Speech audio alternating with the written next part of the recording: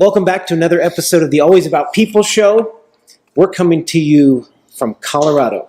This is my good friend Josh Blackson.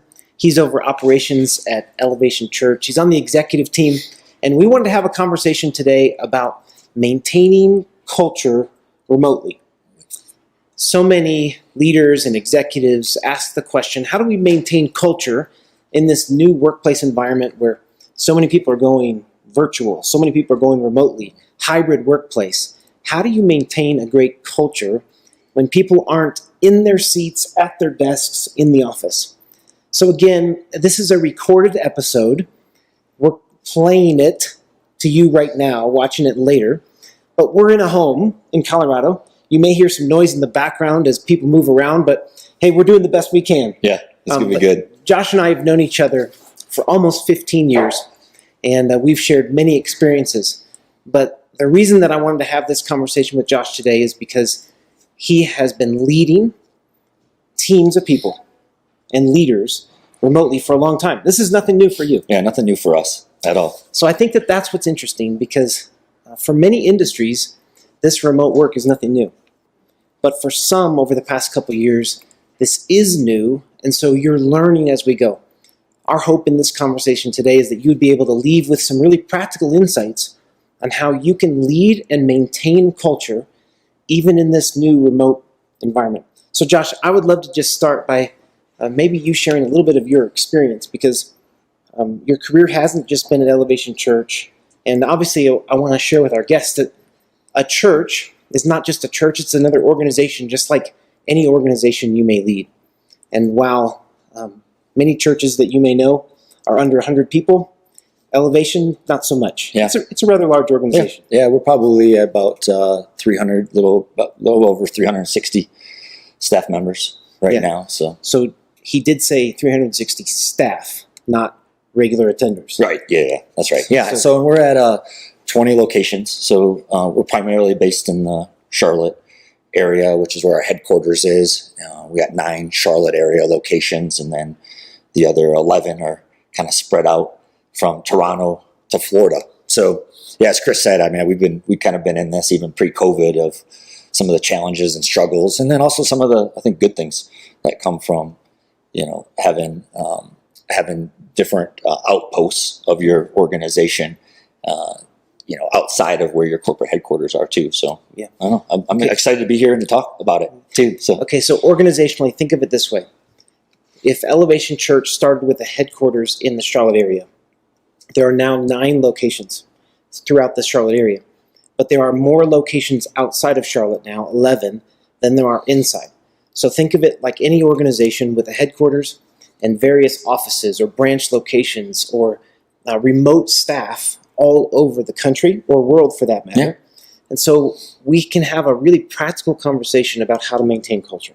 So Josh, I think one of the things that I would love to know is, as you began to send staff outside of the headquarters location, what were a few things that you were thinking about? Or maybe fearful of? Yeah, fearful of. I mean,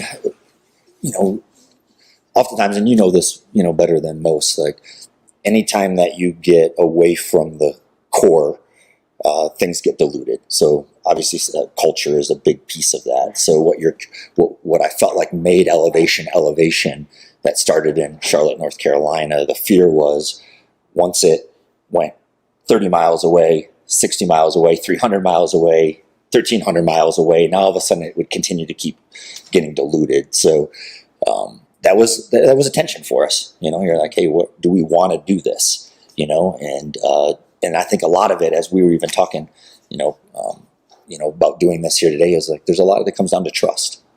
So I think it's like, how do you gain the trust of the employee that you're sending out, that you have something that's great, and then at the same time you need them to trust us as an organization, that we're like, hey, we've learned some things along the way and we've made some mistakes and we don't want you to repeat the same mistakes, but it's got to go both ways too. So that was probably the first piece of it, is just like, hey, do we trust that this can even work? So there's like the employee itself, but then do you even trust that this can work outside of Charlotte? So okay, so many leaders, you have this headquarters and you've established a culture at the headquarters, at the central location. But then as you begin to think about sending people out or remotely, it involves trust, because you know that culture is not going to be the same, or the so-called culture. Yeah. However you define culture may not be the same. So it does involve trust. But in our sort of prep and conversation earlier, there was an aspect of preparing leaders ahead of time that allowed you to trust. Talk about that process. Yeah, I mean, so you got to think we're 15 years into this too, so technology has advanced. But I think that, for us, as we were looking down through where we have leaders in every market or location, all of them had at least 6 months of training in Charlotte with us. So again, not everybody, I mean, a lot of your viewers may not have that as an opportunity because you're having the challenges of uprooting a family to come be a part of something for 6 months. But that's what we initially did, and we had that advantage with the campus pastors. So all these are campuses, but think about it, translating into whether your market leader, right, would be a lot of what your audience is, or a location leader. So our campus pastors had an opportunity to come in and be trained up for at least 6 months and then sent back out again. But we didn't have technology to advance, at that point either. So I think one really practical takeaway is the importance and the intentionality around training. And so whether it's a 6-month process of coming in and immersing yourself within a culture to understand, I think that there are some really practical ways, even in a remote environment, of bringing in or even using technology to train people. Josh, when you think about that training period, what would you say are some of the most important things you can reinforce to make sure that person leaves and reinforces the culture of the headquarters? Yeah, and I think here's along the lines of as we were establishing what our values and what our culture looked like, some of it we weren't as it wasn't as clear as being written down. That had come with time. So I think anybody that has maybe just starting out in this endeavor of what it looks like to have your first location, I think a lot of that will be identifying what those values and those cultural priorities are for you. So for us, some of that was formed by when we were bringing people in, and because we could experience it a lot more than we could define it. And then I think we got better at defining it, which then matured us to be able to say, hey, now we don't have to have everybody coming in and living here, for 6 months, but yet it's defined. And then therefore it can be, I feel like, taught and trained even remotely or coming in and out. I feel like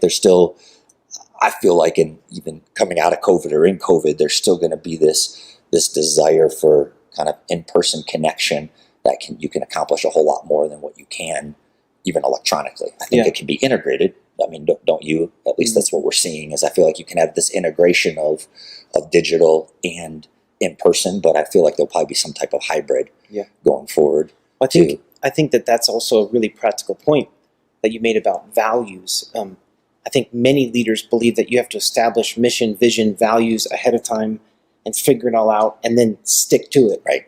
And what you just said is, hey, you might not have them all defined.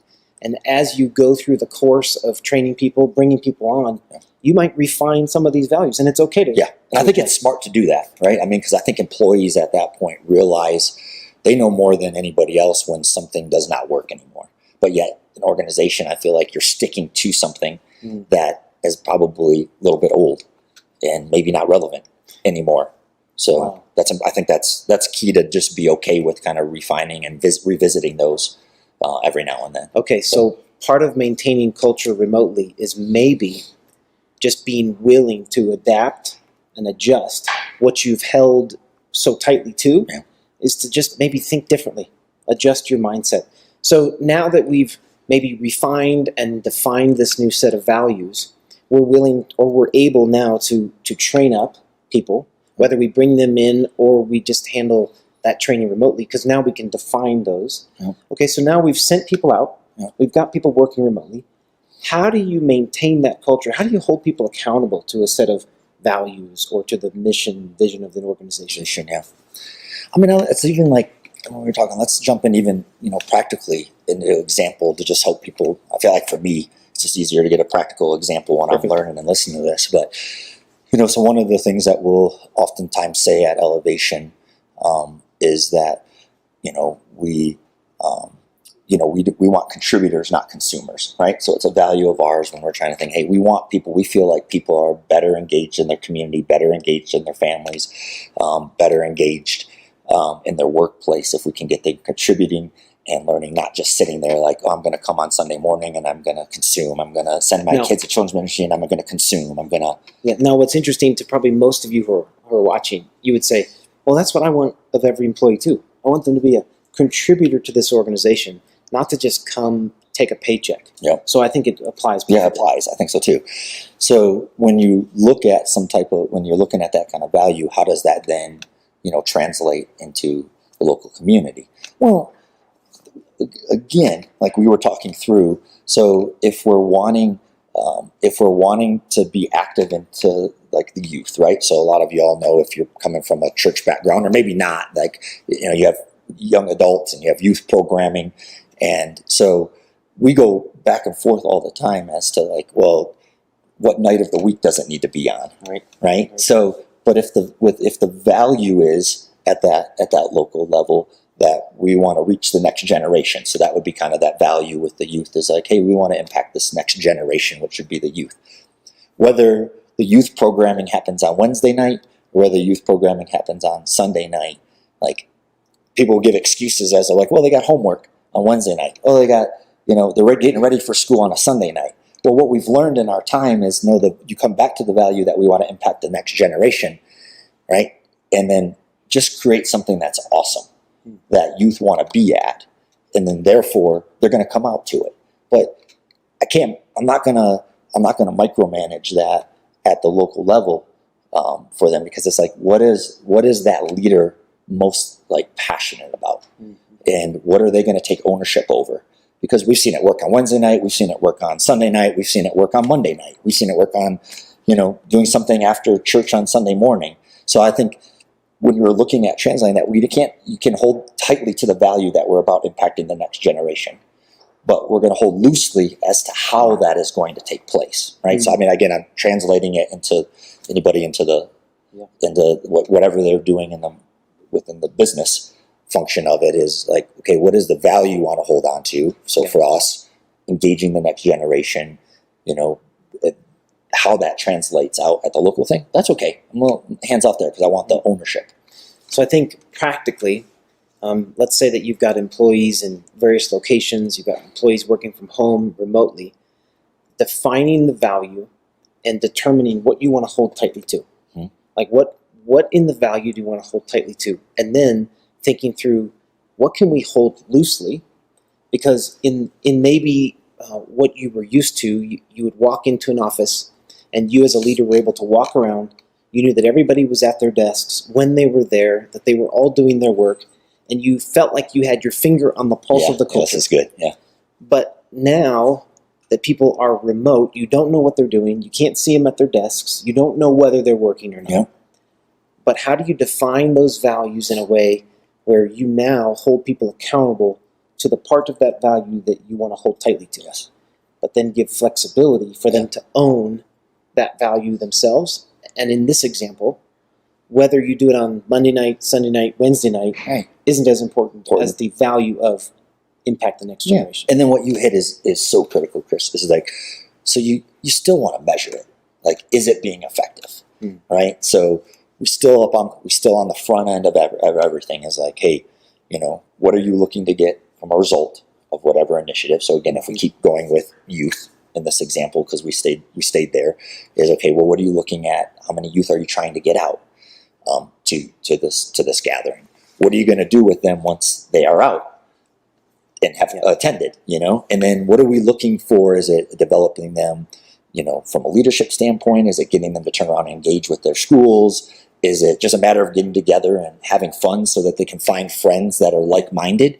So it's like, there's still going to be results that we're trying to get after.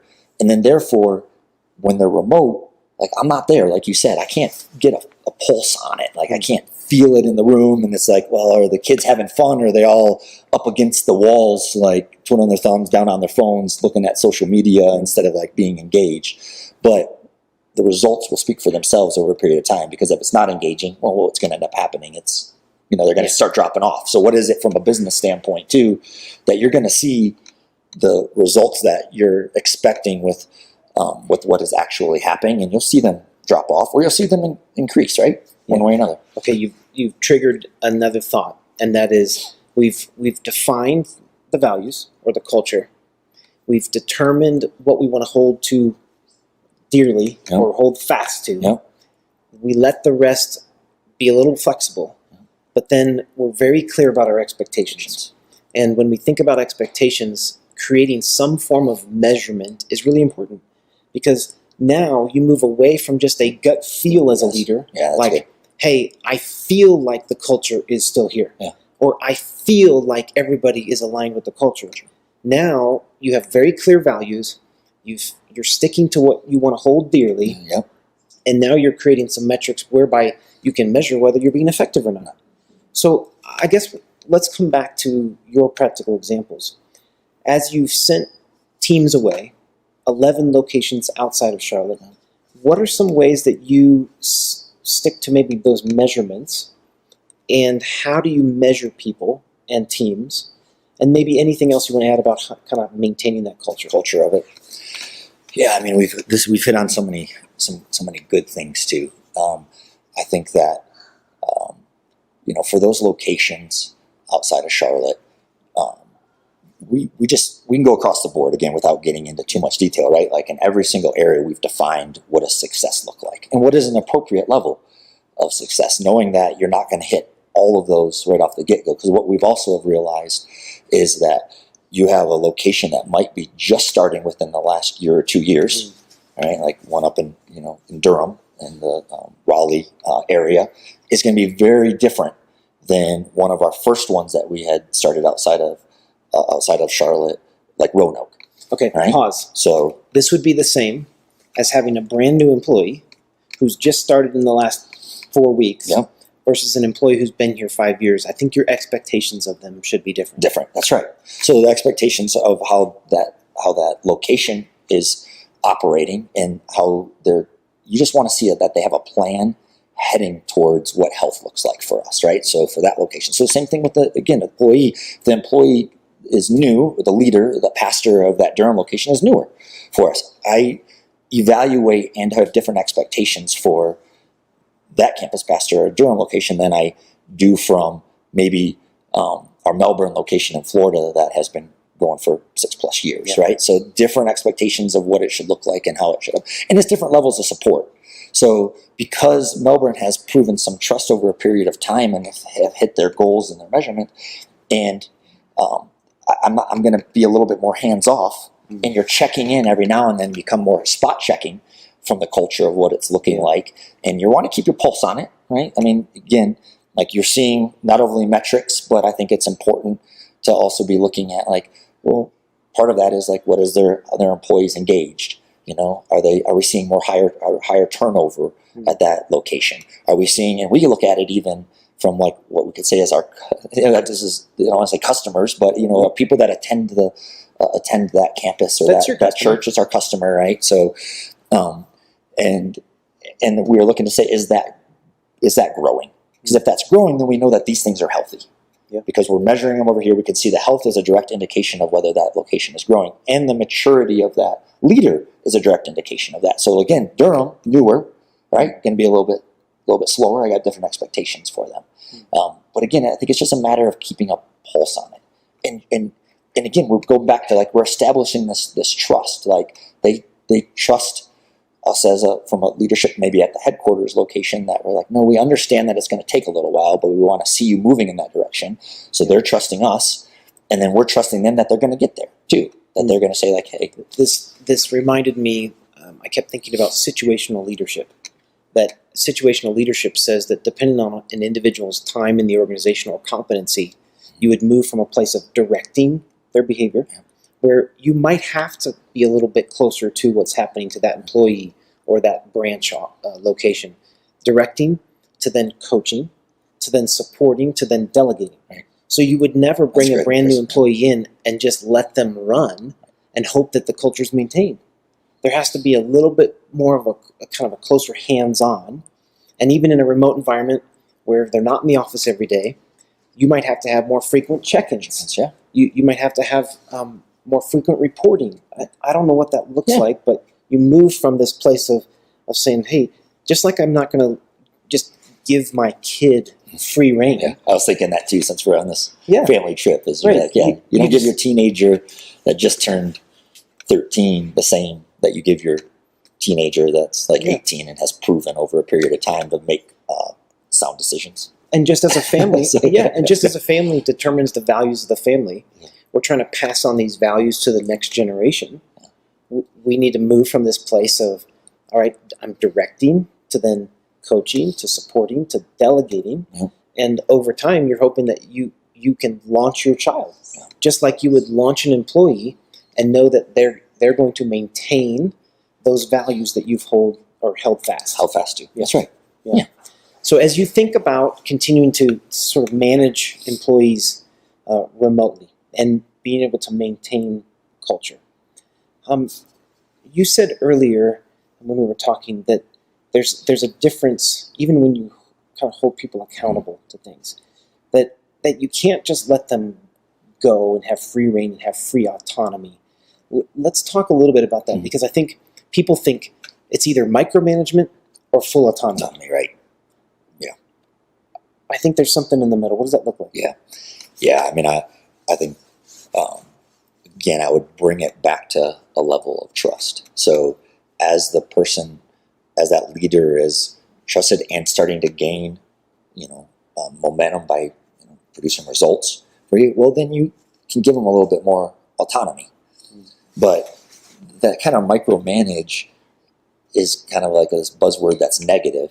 The other thing, you could maybe just shift it and say it's like, well, maybe a little bit more hands-on development is what's key. So again, now you're putting into a positive light, and you're not saying like I feel in control. You're like, no, we're doing this together.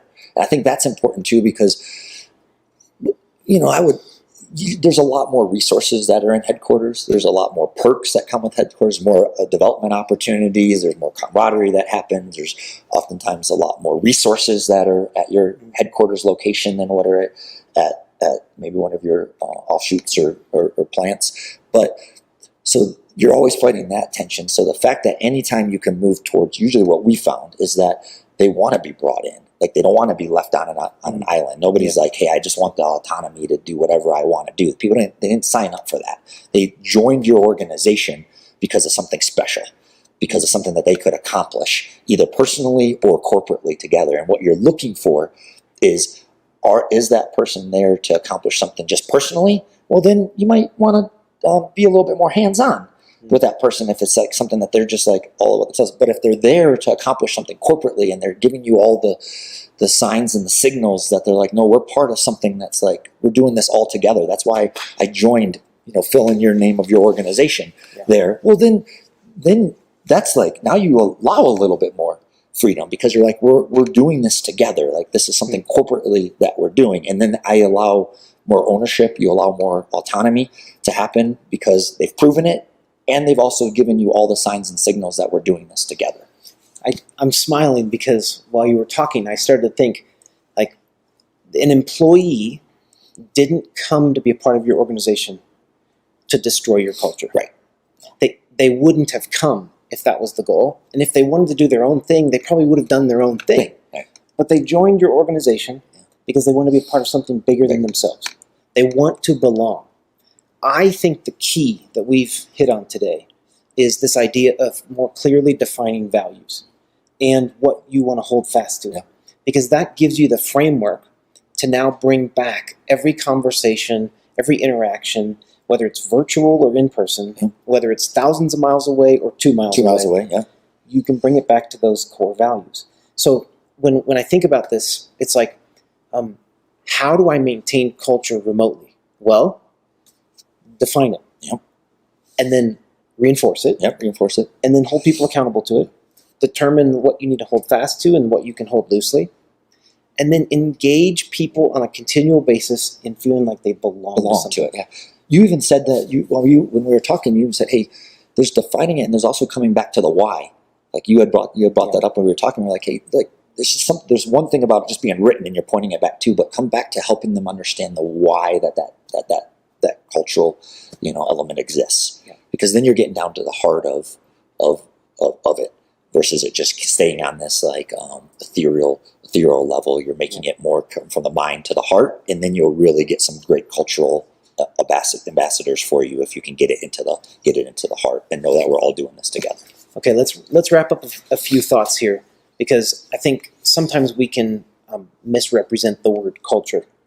And I know that I've shared this before on the show, but in terms of my definition of culture right now, which again I've collected from various sources, would be the patterns of belief and values, encouraged or discouraged. Another way to say it would be tolerated by people, processes, and systems over time. So if you're a leader and you're saying, how do I maintain culture? And culture to you is everybody in their seats with infrequent trips to the bathroom and the water cooler, and your ability to walk out of your office and see that everybody is in their seat. That may not be the proper definition of culture, right? If you can redefine the definition of culture to a patterns of belief and values, encouraged and or discouraged by all your leaders, your other leaders, middle management, or even employees at that level, and then review people, processes, and systems, knowing that culture happens over time, you can reinforce it and you can maintain it, whether you're in person or virtual. Anything you want to add to that? Oh, I mean, I think that's well said all the way through, and I think bringing it back to the values aspect of it is just going to be key, and getting the fear out of it, right? So again, I think that's important, because I think some amazing things happen from an innovation standpoint at our locations outside of Charlotte, from a leadership standpoint and development happen from that, and we're seeing the benefits of actually and how we're stronger as an organization culturally, because we're getting confidence in the fact that no, what is happening in Raleigh is even like has a stronger, you could even say has a like great feel to it and great results from it, and a lot of fruit, I guess, if you will, that's coming from it, than even what's happening in Charlotte. So now there's excitement from the headquarters of seeing what's happening and what can be reproduced and even taken to another level when it's defined, and you have good, conversations around it too. And that's, I think, creates incredible culture and momentum at your headquarters when you can see that, this is more than just the Charlotte area community for us. This is spreading into Southeast and into the Northeast and now all around the world, frankly, for us, I think that's exciting. Yeah. So too. It's not something to be fearful of. No, I think think to be embraced. I think what's amazing about it is that if that leader can determine why they're doing what they're doing, can align it with the values that we want to hold fast to, and can articulate why they're doing what they're doing and how they're doing it and how it aligns, then they're maintaining the culture. Yeah. And so our job is just to make sure that people know the why, they can align it with the values, and then our job is also as leaders to have these points where we check and we measure and we reinforce and we get people together and we reinforce again. Yeah. And maybe one takeaway for leaders is continue to reinforce the values of your organization, continue to determine what you want to hold fast to. So here are a few takeaways as kind of, I think, these are really practical things for those people who are watching. Again, we wanted to enter into a conversation about how to maintain culture remotely. Here are a few things. Number one, check out your values again and be willing to adjust them if they're not a fit for today. Yep. Maybe engage some other employees who have been around a while to determine, hey, are these still our values? Is this what we want to reinforce? Is this the pattern of belief and values that we want to encourage in this organization? Then determine what you want to hold fast to. Yeah. Then make sure you're training people in what those are, so that people know, whether they're new or whether they've been around a while, constantly reinforcing those values. Then as you send people away, make sure you're not just delegating, and then trust. Yeah.